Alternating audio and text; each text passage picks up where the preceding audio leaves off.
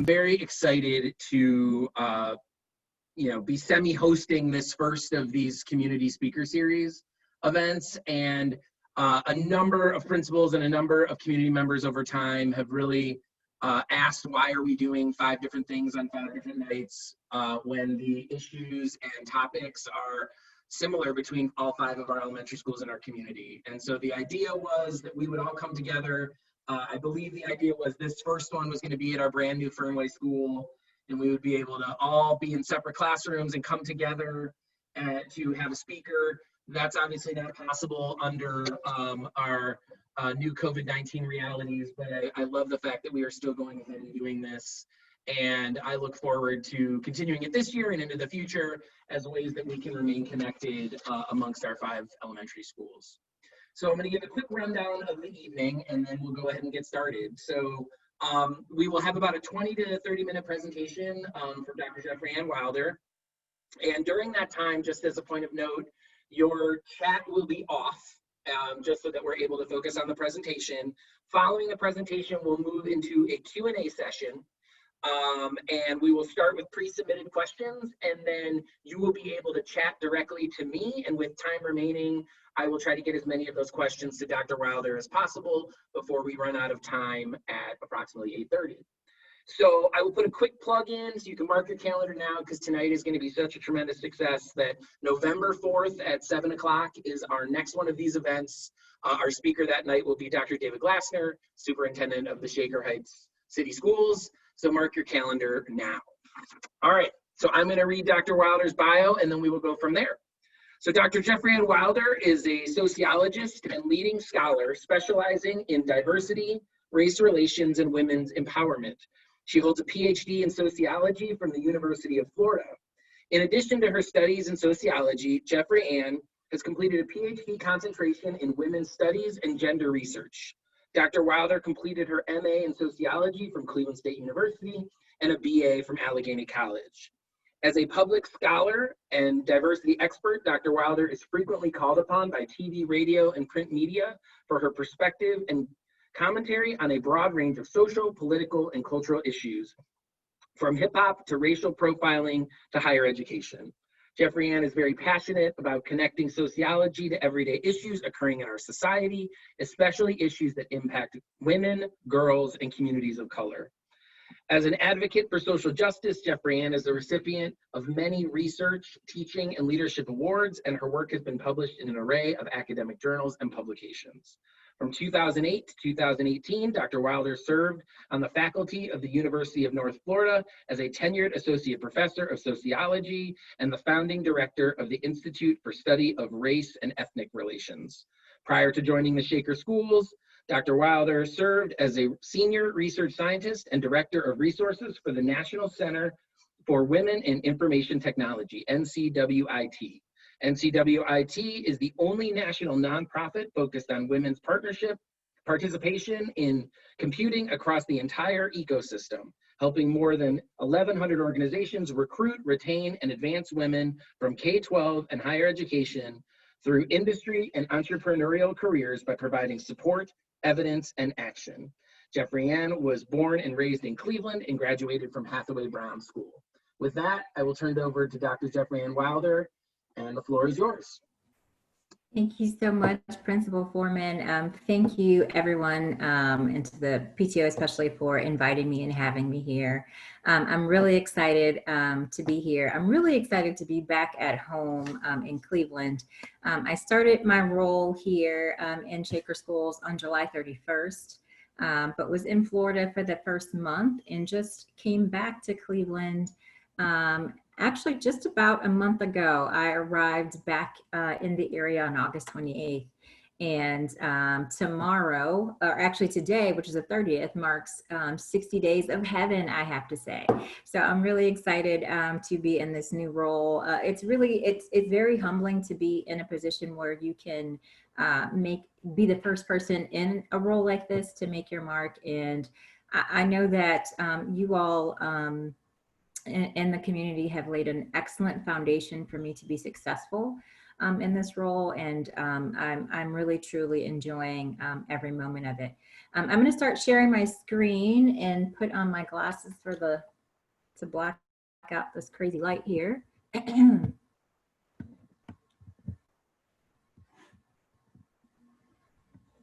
So hopefully folks can see the screen, and if you could just provide a thumbs up for folks, just so I know that everyone can see it, that's awesome. So I'm going to be, and I'm going to try not to be overly formal, but I will like to talk about essentially the work that I see ahead of me in the district related to diversity, equity, and inclusion. And so the title of my talk is Diversity, Equity, and Inclusion at Shaker Schools, a Blueprint for the Future. And essentially, I'm just going to be providing an overview of, okay, so I've just hit the advance the screen and it's not advancing. So hopefully that will happen here soon.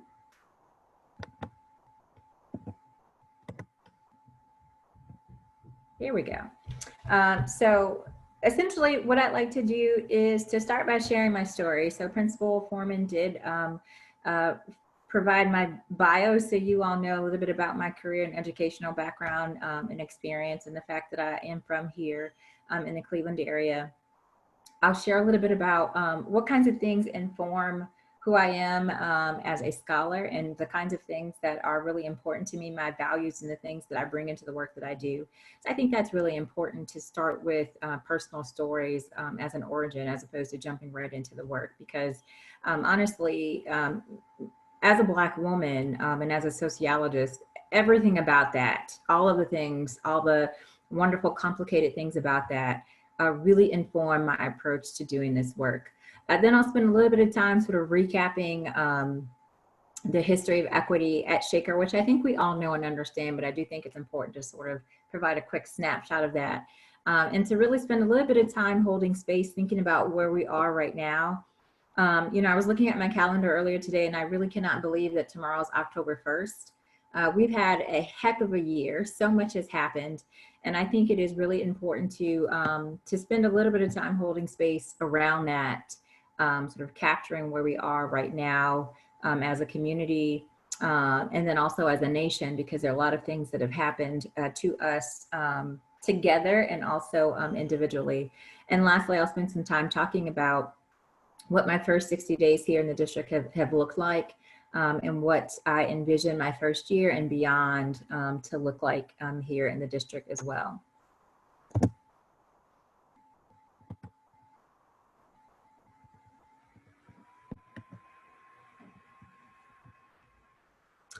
Okay, so a little bit about myself. So you all know, again, that I am from here, from Cleveland.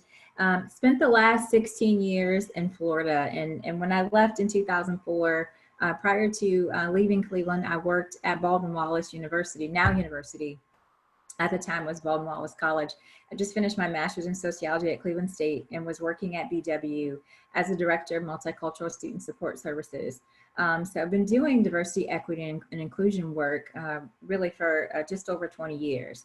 Really enjoy it, really am very deeply passionate about the experiences of underrepresented groups, and really working to advance DEI before it was really known to be DEI and before it was a popular buzzword.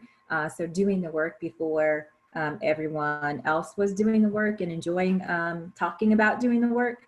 And so what you see here really are just kind of 4 quadrants of all the various things that embody who I am as an individual, and also the ways in which I walk into the career, into my career and doing the work that I do.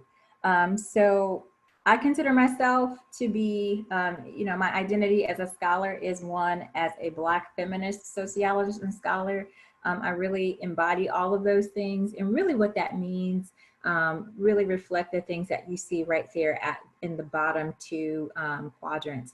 This notion for a quest for knowledge, being innovative and creative, really looking at, you know, when we have more time, as our relationship progresses, I'll talk more about the stance I take in the classroom, because spent 16 years as an educator, looking at and teaching things in sociology and women's studies, and also in educational leadership. I take a Black feminist pedagogical stance to the way in which I look at teaching and learning, and really that's about mutual respect, community, exchange, sort of disrupting and hierarchy, looking at teaching and learning as something that is multi-directional, multi-dimensional, so not something that you do to others, but something that we participate in and learn and together. I really embody the notion of interdisciplinarity in the work that I do. So sociology as a discipline is, of course, overlaps in other areas in social sciences and the humanities. So the work that I do sits at the intersection of sociology, African American studies, and women's studies, and also education and educational leadership. So I completely believe in that, and I'm not necessarily beholden or married to one particular discipline or privilege, for instance, sociology and that particular body of knowledge over others. I do believe that is important. I also really embody social justice and activism. I think that is wildly important to the work that I do, to the work that we do, particularly as a public school community. And also public sociology and engagement is really, really important. So I've never been someone who felt the need to be siloed somewhere, researching and writing and keeping that knowledge to myself, and really believe in engaging communities. And looking to communities as the, experts a lot of times in knowledge, and not necessarily looking at the folks with the degrees behind their name, for instance, as the experts, but the folks in the community as experts and learning from them as well. And also community building and collaboration is really important to the work that I do. And the top quadrants you see, I've got there listed. Some of the things that I've spent my career researching and writing on. I've authored, I think, just under 30 peer-reviewed journal articles, published a book on the issue of colorism in 2015, and have 3 books coming out next year related to, one book related to collective experiences around Black womanhood, another book that is probably really, really boring, but really, really exciting on how to write a literature review. So if anyone is writing a literature review, I have a book that's coming out that you might want to pay attention to. And then also another book around my experience leaving the academy and looking at the ways in which higher education can be more kind to women of color, and what we can learn from their collective experiences. So that's just a little bit about my story. And I definitely consider sorry, I'm doing double duty here, making sure that everyone gets into the waiting room as folks are kind of popping up to join the meeting. And believe that the personal really is political, that you cannot separate oneself from the work that you're doing. It really is important to think about the unification of those things. So that's really, really important.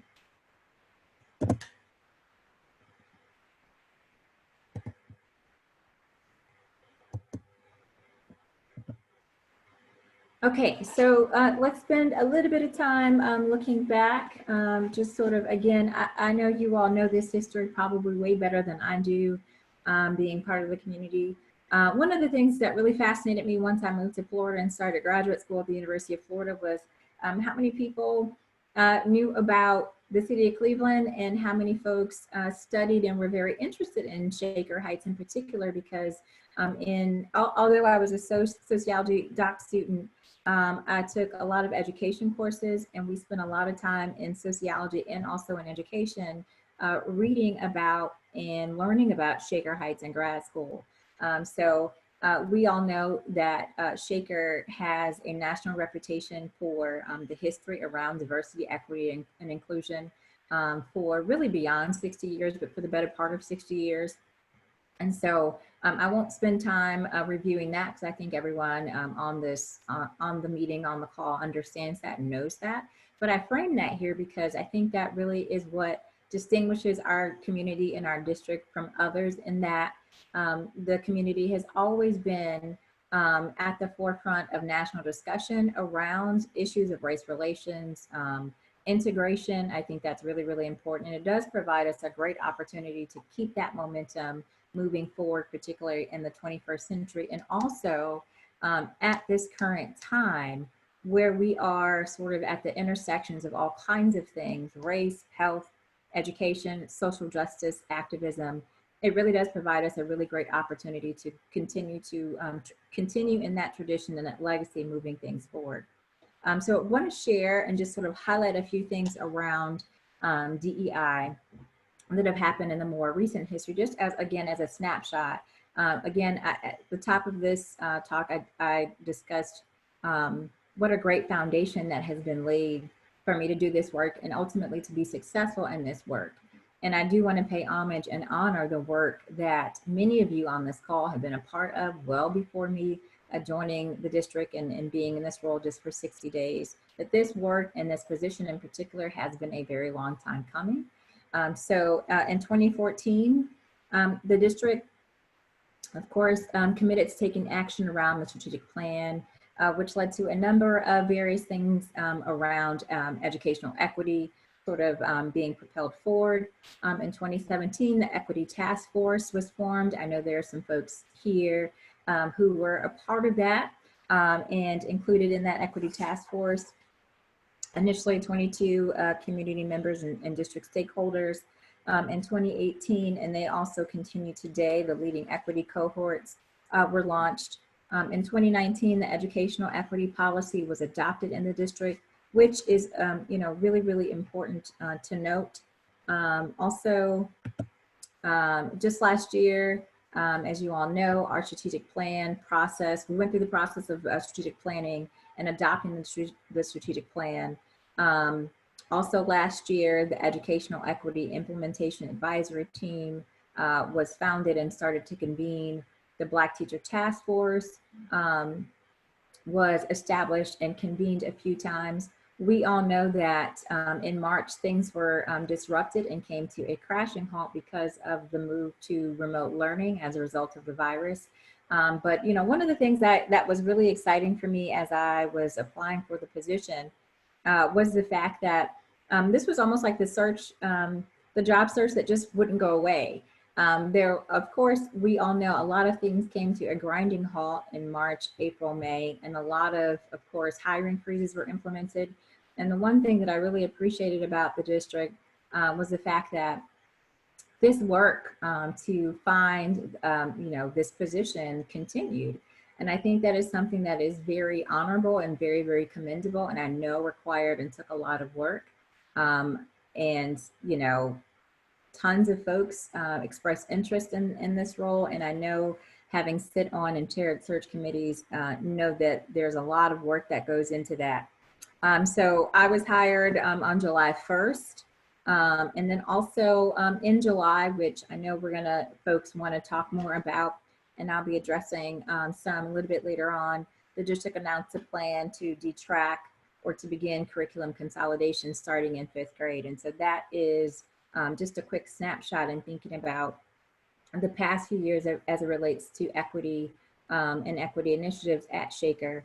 And again, provides a good frame for me thinking about what is important in this role, what kinds of things are need to be priorities as I begin this work, and what kinds of things will come out of the work, particularly in this first year.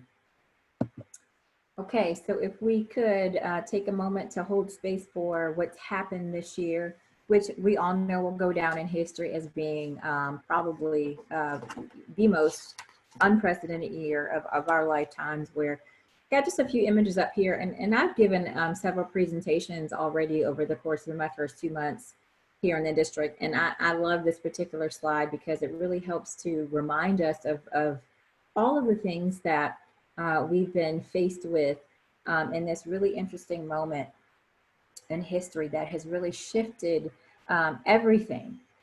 So there have been so many things that have happened this year that have really caused us to have to hit the reset button and to really revisit how we do things, how we live, how we learn, and again, provides for us, even though a lot of this stuff was uncomfortable, provides for us a really great way to reimagine where we are moving forward in the future, particularly as it relates to educational outcomes for children and also for our community. So we all know that, and some folks, I know there was a little bit of chatter before we really started around Ibram Kendi. Ibram Kendi, other folks have talked about sort of either the dual pandemic that we've been experiencing this year, or even the triple pandemic we've experienced this year. So obviously we've got the coronavirus, which has been absolutely devastating. More than 200,000 American lives lost, and more lives lost around the world, which has really shifted us in ways in which we probably won't even know the full gravity of until much later.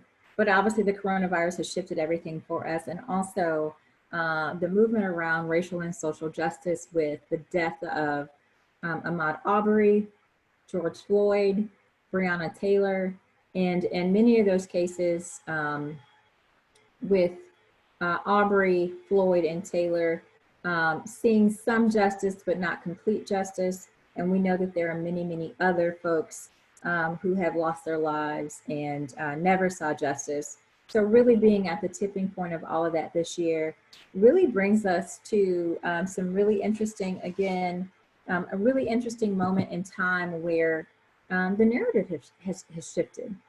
So we really are experiencing a moment that is also a movement. And I've got a few things written here on the slide that speak to some of the narratives that have evolved, if you will, out of everything that's happened over the course of the past 6 months. Hard to believe it's just been 6 months, all of this is happening. So during professional learning days for faculty, I was having a conversation with a few of the principals, and I was struck by Principal Julie. We were talking about just, I think I was trying to put together a presentation, and he just said something that was so profound but simple. This idea of we're all new this year. Everything that we're doing is new. Everything. There's nothing about how we have approached this year and how we will continue to approach the year that will be old. Everything is new, and we're all learning as we go this year. We've also seen, which of course is really, really important in thinking about the work that we do, this growth of anti-racism. Again, so, anti-racism is a buzzword. It's really, really popular. And again, not necessarily the time in this moment to talk about the sort of competing ideologies of being authentically anti-racist or not, and the critiques around that. But that is something that has grown in popularity. And because it has grown in popularity, more and more people are interested in really learning more about how to be anti-racist and how to develop anti-racist schools and to be anti-racist in practice. And I think that is really, really important because it does shift the way in which we approach the work that we do. Allyship and building allyship is directly connected to the notion of anti-racism. And again, thinking about things that have become popular, if you will, but also really, really important. It's really important to think about the role of allies in this work. We've seen the role of allies in anti-racist work really throughout American history, particularly in the 20th century. And so that's really important. That's related to things connected to various ways in which folks have been seeking ways to improve their everyday lives, ways in which they interact with each other, with people that we know and people we don't know. So growing resources around that. And then I think really, really importantly, we've seen a large number of growing student activism that we really started to see a lot in colleges and universities around 2013 and 2014 with Ferguson. And we're continuing to see that sort of trickle down into the K-12 space, which is really, really important. I have this next slide. I have to apologize for how many words are on it, but it's really, really important, and I didn't want to cut it, so I didn't. There's an excellent article that's linked to this on this slide here. An article by a gentleman who is talking about really the imperative, the equity imperative. This notion of everything is new, nothing is normal, nothing is or should be the way it always has been. And when thinking about education after COVID-19, we have to really prioritize racial justice as a way to propel us forward. So I'll just read a bit from his work here. So he writes, practically speaking, prioritizing a racial justice component as part of the plan for returning to school in the midst of the COVID-19 pandemic is not going to undo centuries of oppression. Still, school systems can make tremendous strides toward racial justice by rejecting a mythical colorblind approach in favor of an approach that is intentionally color kind. They should recognize the disparate impact of school closures on student subgroups who face tremendous equity and access issues prior to the pandemic and ensure that whatever plans they are drawing up address this reality. Before they think about reimagining the ways students engage in school, systems leaders should overcome the issues of racial justice that lead many educators to act as if they can work around low-income parents of color instead of working with and through them. Returning to school with racial justice as a key aspect of a new normal does not just mean that leaders should hold more diversity workshops or implicit bias training. It also means that educators must answer the question of how they are explicitly biased and learn how to change this. So I want to lift that up because I think that is really, really important, an important way to frame the equity work that has been the foundation for equity work that already exists within the district, and the foundation and the imperative for which we must continue to do this work moving forward. So I just want to spend the last few slides really just talk about really the future and the way in which I've thought about the work that I'm doing within the district, just by highlighting a couple of early wins. And I know that when we talk about the first bullet here is around the tracking and the Shaker Rising videos. And I know that that many of you all have seen the videos. I've received lots and lots of feedback around detracking. And so let me just say that we are in the process of planning a larger platform to address those very concerns and challenges that folks are weary of around detracking. How will we know it's successful? How are teachers being prepared?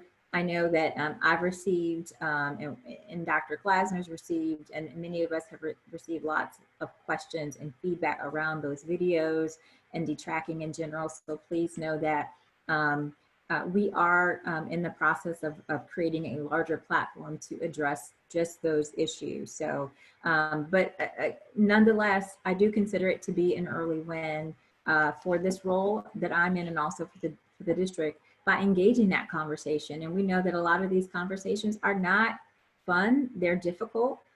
We have to have them. Sometimes they will be somewhat tense, but that's okay, because we need to be sure that we're continuing to engage conversation often around things as opposed to being silent about them. I also consider some of the work that I've done over the past 2 months really around identifying partners for this work. One of the caveats I actually have to talk about on my next slide, so I'll just talk about it now, related to being the inaugural Executive Director of Diversity, Equity, and Inclusion, is that, you know, part of my work is around disrupting the narrative that I am the cure-all. I promise you now, I am going to disappoint you if that is what you think, who you think I am. I am not the Lone Ranger riding into town, you know, on Van Aken with my equity cape, here to save the day. I am not the equity person. I consider myself to be an equity convener. Equity is all of our work. We are all accountable for doing this equity work. And it is really important for me to, particularly as a woman of color, reinforce and disrupt this idea that equity is my issue to tackle and to save, because that is not true. It is all of our jobs. Now, it is my full-time job to make sure that I'm, facilitating things to ensure that that happens, but that is something that belongs on the shoulders of our district, not just on my shoulders. So I want to point that out now. But part of that includes ensuring that I am identifying both internal and external contacts and partners for collaborative partnerships. I've been having lots of conversations with people near and far around developing equity partnerships, and ensuring that we have a clear vision for roles and expectations. And another thing I want to mention here is the fact that our district is going to be participating in 2 national efforts, national initiatives around equity. That will be really, really important and help to provide us with partners beyond the Northeast Ohio area. That includes participating in Harvard's Graduate School of Education's RIDE Intensive, which will give us more tools to embed our strategic plan throughout our district, and also participating in the Century Foundation's Bridges Collaborative cohort, which is a cohort of 50 school districts and neighborhood partners from across the nation who are doing equity work. And so I'm really excited that those are some of the early wins just within the past 2 months that we've been able to secure, if you will. Okay, so I just have a couple more slides, and I know that there are lots and lots of questions. So in thinking about a lot of the work that I've done so far has really been around thinking and building the capacity for diversity, equity, and inclusion division. So again, the work that I'm doing does not just belong to just me. Part of my role is to create a division for diversity, equity, and inclusion in the district. And so as I'm thinking about that, the division of diversity, equity, and inclusion is going to include 3 important components. 2 of the 3 are already essentially cooking with gas. So the first one, though, needs more capacity and built around that. And the first is around research and development. As Principal Foreman mentioned when he was going over my bio, I served as the founding director for the Institute for Race and Ethnic Relations at the University of North Florida from 2014 to 2018. And research was obviously a really big part of that. And when I'm going to continue that tradition here of continuing to think about how we lift up and build a research apparatus around diversity, equity, inclusion efforts. There are already various pockets of that sort of happening at the district already, but my goal is to streamline that and to sort of elevate that in a way in which we can think about research and development as one of our 3 pillars within diversity, equity, inclusion. The second one is through programmatic academic enhancement, and some of that has included shifting the various programs like the Bridges program and Max Scholars under my division. And also the third pillar is community outreach and activism, where we have moved the SCORE program, or the SCORE initiative, and family and community engagement also under my division. We are also looking at bringing other areas under diversity, equity, and inclusion as a way to, again, lift up and scale up and elevate the things that are already happening at the district, but to do that in a more streamlined way. I did mention the caveat of me not being the Lone Ranger, so disrupting that narrative. I also want to disrupt a couple other narratives and insert a couple more caveats if I could here before I close.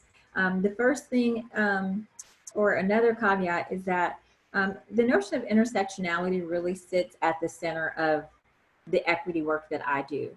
So I know that we have spent a lot of time, and there's a lot of discussion around racial inequity or racialized educational inequities at the district, but it is important for everyone to know and understand that equity it goes beyond just race. And so taking an intersectional perspective looks at how race, class, gender, and other intersecting things like sexual identity, religion, ethnicity, skin color.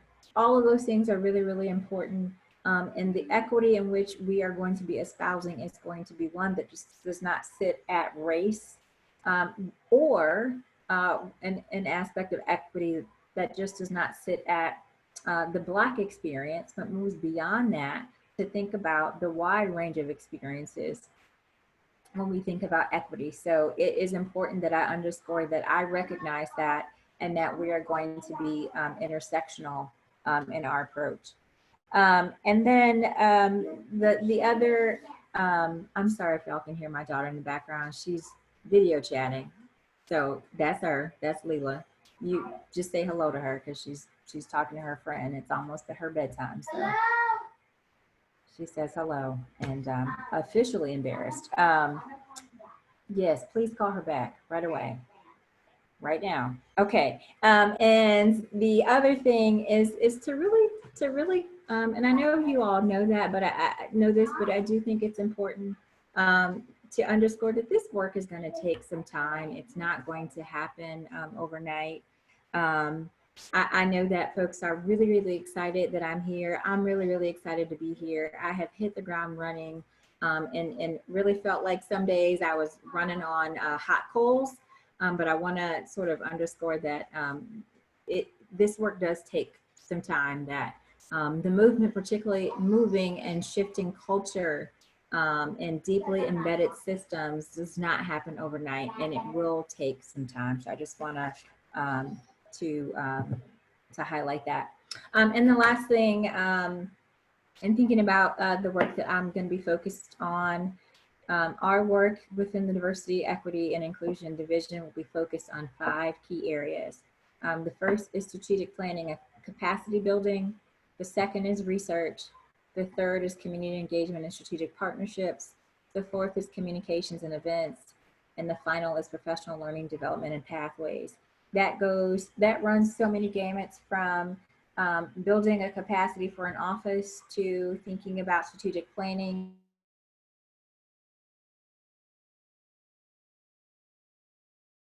more diverse faculty at the district, to creating professional development and training for our community and for the folks in our district. It's a whole lot of different things. So I wish I had more time to talk about all of the things. I do, again, plan on being able to do that through a time where I spend unveiling my vision, broader vision connected to the future. But I will stop right here because I know that folks have lots of questions and I want to be able to respond to that. So thank you.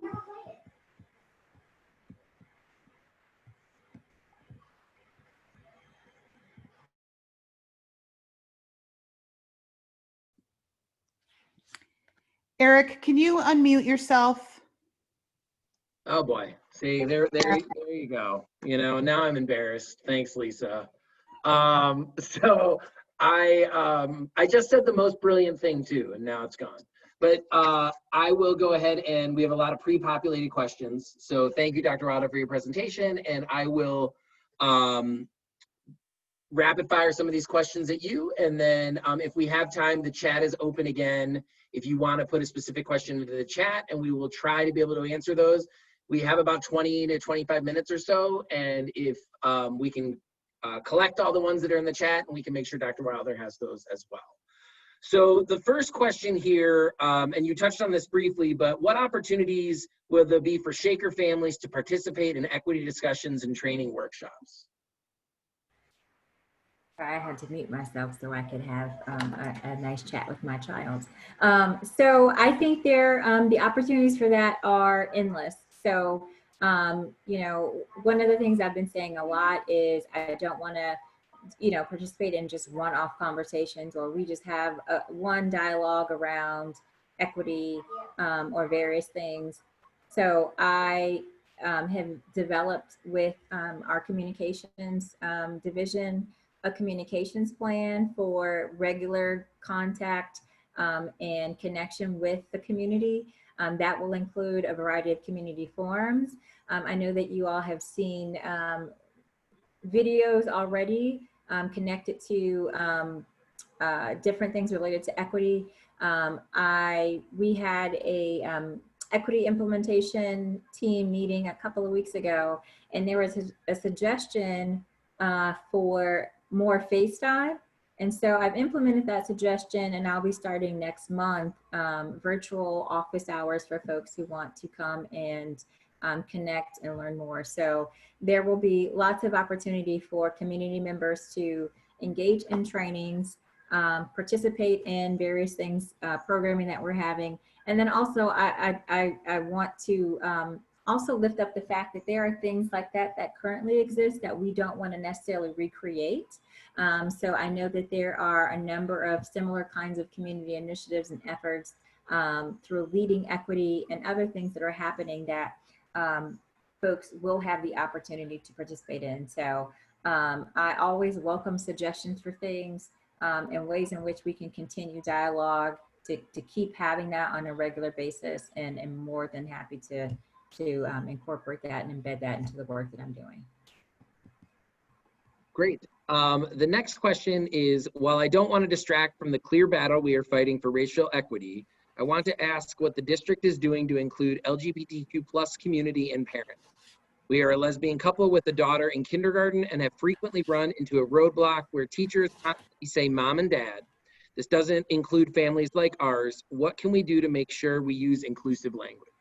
Yeah, I think that's an excellent question. It's really important, and then hits back on one of the caveats I mentioned earlier about being intersectional, and recognize that the work that we're going to be doing, is definitely going to be centered on racial justice, but also we are looking at ways in which we can be mindful of and as inclusive as possible to other avenues and other aspects of equity that need to be attended to. And so one example, I'll give two examples as a way to respond to that. One is within our educational, our equity implementation advisory team, council, task force, convening, I'm kidding. Within our group, we have started thinking about subgroups, and one of the subgroups will be devoted to looking at other aspects of equity that often go unaddressed or doesn't have enough attention.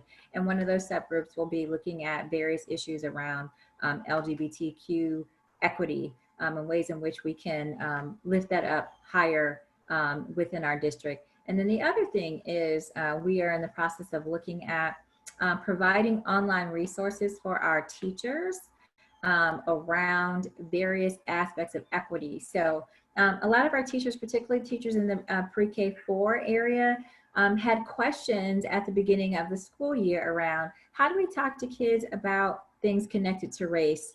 How do we talk to smaller children about that? And so we're in the process of putting together a wide variety of equity resources that are available to our faculty so they can have access to how to create programming around LGBT issues. How do we create programming around and have access to talking to kids about women and girls? How do we look at various things related to religious identity?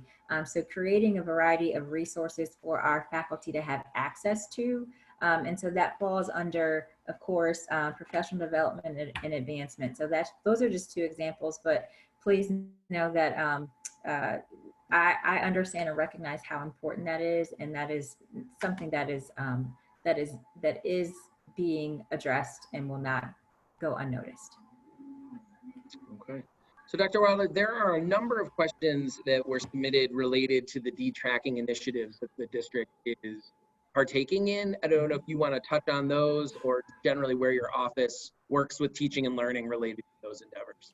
Yeah, so easily, I was looking at, I started compiling the content of questions that I've received and comments and feedback that I've received either around the Shaker Rising video videos as they come out each week, or things connected to detracking in general. And I will say that while equity issues are directly, squarely within my wheelhouse, speaking to more things around how will teachers be successful? How will we know that tracking has worked? What does the research say around tracking? Provide us with some data. Walk us through the decision-making process. Those are really, really excellent questions that I think that my colleagues in learning and teaching, even though I definitely have experience with teaching and learning and teaching, I think that folks like our Chief Academic Officer and Dr. Glasner and our directors are better suited to really address. And so, as I mentioned before, we are in the process of providing a larger platform around that, providing a way in which to get all of those questions answered and addressed. And one of those things include a broader platform, and the other is developing a fact sheet around for those folks who just really want more research around detracking. I'm personally pulling together some things connected to other school districts who've been successful in this. Some data points for people who really want to know what the data says, and then some other things around our evaluation efforts as we go. Even in talking with Dr. Glasner around this just today, really, you know, this again is something that we have to see how things progress to know how things are going. And we will continue to monitor that strategic planning, and, you know, the course consolidation or detracking is part of our strategic plan. It's strategic objective 2.5. And part of my work includes ensuring that all of the things on our strategic plan have teeth. And there's also an instrument and an apparatus to ensure that those things have been successful. So please know that we take all of the feedback very seriously, but I want to ensure that we have the right folks who have the history in the district can speak better to those questions. Great. Thank you. So there are also a number of questions that were submitted related to classism or the various neighborhoods in Shaker and bridging some of the community gaps that exist in terms of families living in various parts of our community. And I don't know if you can touch on just in general ways that you think we can improve that, or moving towards building greater community amongst all of Shaker Heights. Yeah, I would definitely, this is one of the areas that I would really solicit guidance from community members on around how to do this. You know, like I said, I'm from Cleveland and from the area, and recognize that there is a lot of diversity, particularly as relates to socio-demographic or socioeconomic diversity within our district, which makes us really, really unique in a lot of ways. So while that is a really great gift, it's also does provide a lot of barriers and provide some challenges for us as we learn how to navigate that. So I welcome any guidance that folks may have around bridge builders and ways to do that. I mean, of course, it's definitely a little bit trickier now doing that in a virtual environment, but welcome the opportunity to keep that piece of the discussion going. Great. So just giving us a time check, we've got about 10 minutes left, and I do see a couple of people are adding questions into the chat, so feel free to continue to do that. There's a question here also related to training, and it says, will all staff and faculty be expected or required to participate in racial equity training? So the equity training and the professional development is something that's part of our strategic plan. So in a short answer, yes. The timing for that is something that we are working through right now. So providing various avenues for our faculty to have access to professional development opportunities as it relates to, you know, the different things connected to equity, particularly intersectional equity, absolutely. That is something that is a priority for us.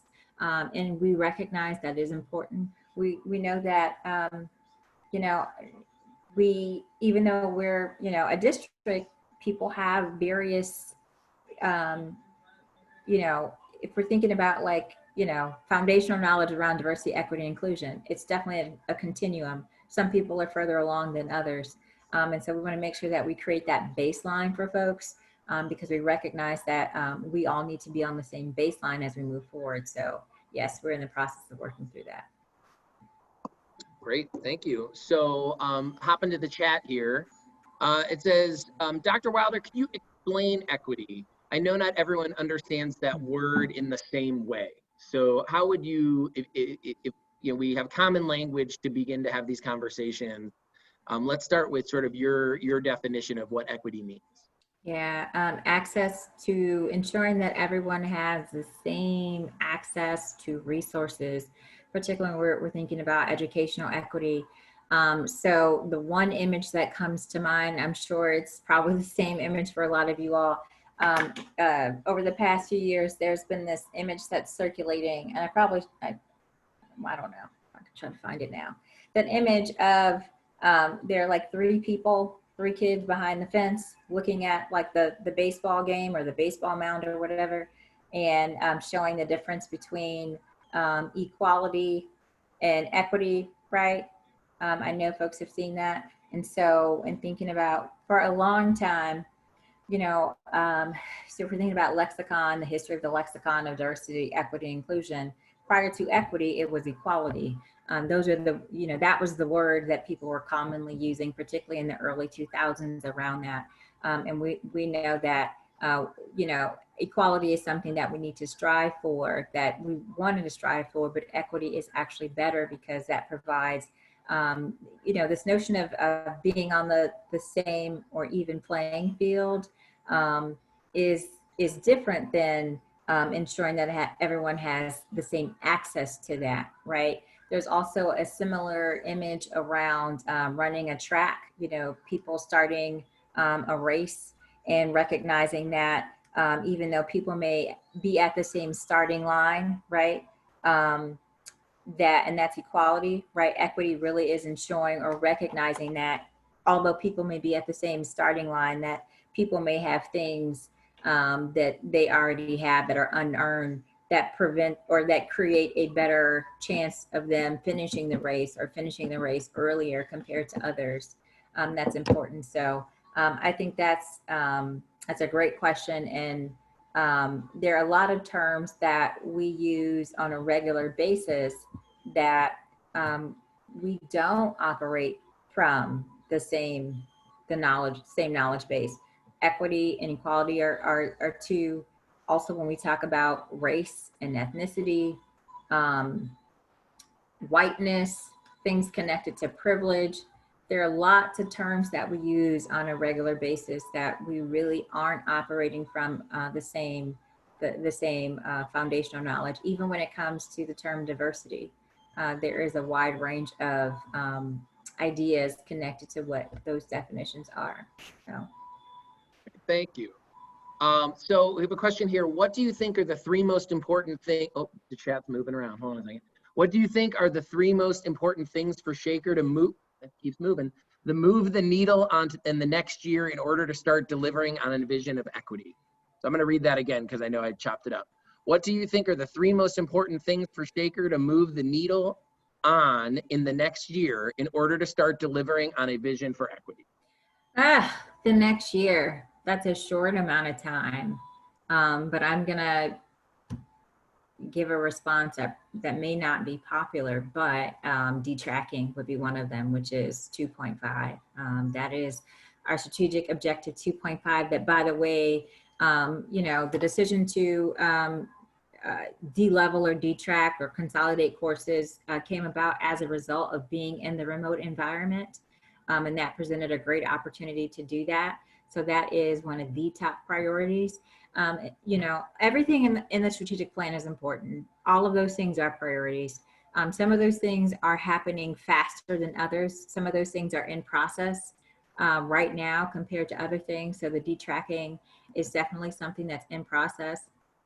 I will also say, and this is in no particular order, and this is just my list, but if I were to pick two more, I would say that increasing the representation of Black faculty and other underrepresented faculty is a priority that's important because just as a, professor, and the entire time that I was at the University of Florida, University of North Florida, was the only Black faculty member in my department. And I recognize how isolating that is. And I also recognize that for my students, it made a really big difference for students, regardless of the student's background, racial, ethnic background, to see someone who looked like me at the front of the lectern. So I think that would be important. And then the other one I think would probably be around the disciplinary practices and protocols that we have in place that is uneven and equitable. So I would choose those three. Okay, so we've got 2 questions left here in the chat, so I think we've got time to get through both of them. The first is there a plan in place to implement African-American history being taught at all grade levels? There is not a specific plan in place to teach African-American history at all grade levels. However, there is a plan in place via one of the strategic objectives, and I can't remember which one it is, but it's under strategic goal 2, to review our curricular offerings and to ensure that we are presenting curricular materials for our students that reflect equity, and of course, ensuring that they reflect the demographics of our students. So while that particular piece specifically is not part of our strategic plan, it is part of our goal to ensure that our curricular materials are equitable and reflect not just African American history, but women's history, and is reflective of all the various aspects of intersectional equity. So our students aren't looking just from an ethnocentric lens that is very white and very male. Thank you. And then I think this is a great question for us to kind of, for you to be able to wrap on. It says, Dr. Wilder, perhaps you may have shared your vision for our district at some point. Would you mind sharing it again? I haven't shared my vision for the district yet because it is a little too early, but I do plan on sharing my vision for the district here very soon. So I've mentioned a lot about being a sociologist, and sociologists spend a lot of time listening and observing. And so I cannot come into this role being overly prescriptive. And even if I were to share my vision a month from now, because it's been 60 days, if I were to share my vision a month from now, it probably is going to be too narrow. I really don't want to come in guns a-blazing, so to speak, saying we need to do this, this, and this, and this. I want to really spend my time listening, learning, observing, getting as much feedback. I've talked to so many people over the past couple of months, hearing from people, listening to stories. So really that's my vision, is to go into this as a curious, with sociological inquiry at the forefront, really being a curious insider, wanting to know more about how systems and people work, and looking at and learning from you all as a way in which to make those systems work better.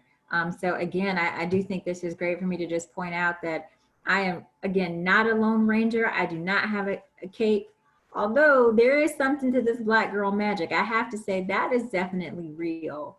But I don't have this salve or something that is going to come in and just make everything automatically better. I want to learn from you all and use my expertise to guide us on the path to being a better shaker. Well, thank you, Dr. Wilder. I think I speak for everybody in thanking you for presenting tonight. We can do a Zoom clap for you. And we look forward to more of these in person. Again, I will plug November 4th at 7 o'clock. Dr. Glassner will be our next speaker. I believe that is hosted by Mr. Robinson and Boulevard PTO.